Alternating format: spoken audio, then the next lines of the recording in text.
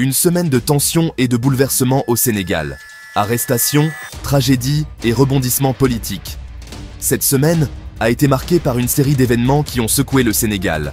Entre affaires politiques, arrestations de journalistes, drames humains et conflits judiciaires. Les acteurs politiques, les populations, ainsi que les institutions sont tous impactés par ces bouleversements. Thierno Alassane Sall, ancien ministre et leader politique, a vivement dénoncé les récentes arrestations d'opposants et de journalistes, accusant l'actuel régime d'Ousmane Sonko de bafouer la liberté d'expression. Selon lui, l'actuel pouvoir adopte une approche répressive, rappelant une contradiction flagrante avec les principes de démocratie que Sonko avait pourtant défendus auparavant. Thierno Alassane Sall n'a pas mâché ses mots. Le simple fait de contester la parole d'Ousmane Sonko semble devenu un crime. Il a particulièrement critiqué la convocation du journaliste Cheikh Yérim Seck pour avoir remis en cause les chiffres du Premier ministre sur les finances publiques. Une situation jugée pitoyable par l'ancien ministre, qui rappelle que même la science évolue grâce à la contestation et au débat. Pour lui, si on ne peut plus critiquer les chiffres des autorités, la démocratie est en péril. Dans cette même veine, le journaliste Cheikh Yérim Seck et le chroniqueur de la Sen TV, Kader Dia, ont été libérés après des convocations controversées. Kader Dia avait fait des commentaires sur la découverte macabre de cadavres dans une pirogue, tandis que Cheikh Yérim Seck contestait des données financières officielles.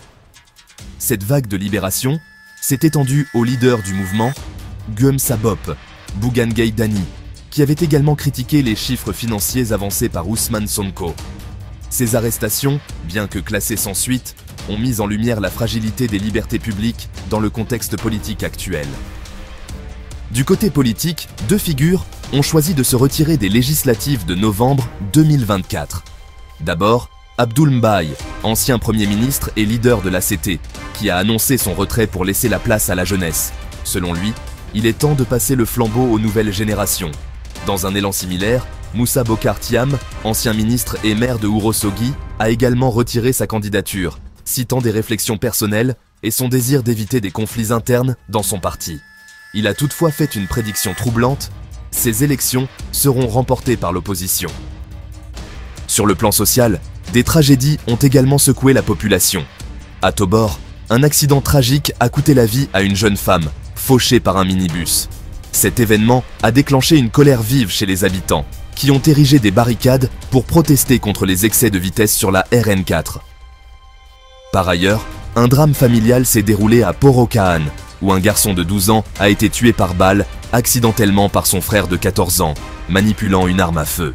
Ces événements illustrent la fragilité des infrastructures et des situations sociales dans certaines régions du pays.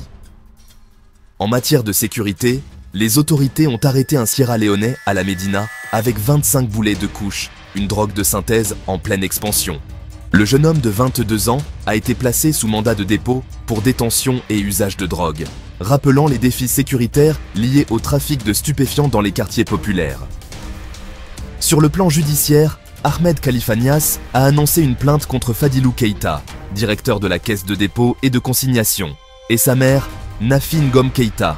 Ahmed Khalifa Niasse revendique une créance de 3,7 milliards de francs CFA pour la vente de voitures à l'État sous le régime de Wade. La situation a pris une tournure médiatique avec des accusations publiques et des contestations qui touchent à la réputation des figures concernées. En parallèle, le tribunal de commerce de Dakar a condamné UBA Sénégal à verser 1,5 milliard de francs CFA à son ancien directeur général, Bod Abiola Aregbessola, pour révocation abusive. Malgré ses succès à la tête de la banque, des divergences internes sur les dépenses ont conduit à son licenciement. La décision du tribunal met en lumière les tensions au sein des institutions financières du pays. Enfin, les inondations à Touba ont laissé un lourd bilan. Selon les autorités locales, 11 139 ménages ont été touchés par les inondations, causant d'importants dégâts matériels et humains. L'évacuation des eaux progresse et la distribution des aides humanitaires est en cours sous la supervision du calife général des Mourides.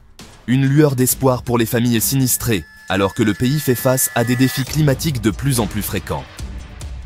Cette semaine a été particulièrement intense pour le Sénégal. Entre la répression des libertés, les drames sociaux et les décisions politiques majeures, il est clair que le pays traverse une période de grande tension. Que ce soit au niveau politique, judiciaire ou social, les enjeux restent élevés et l'avenir incertain. Ces événements sont autant de reflets des défis auxquels le Sénégal doit faire face dans les mois à venir.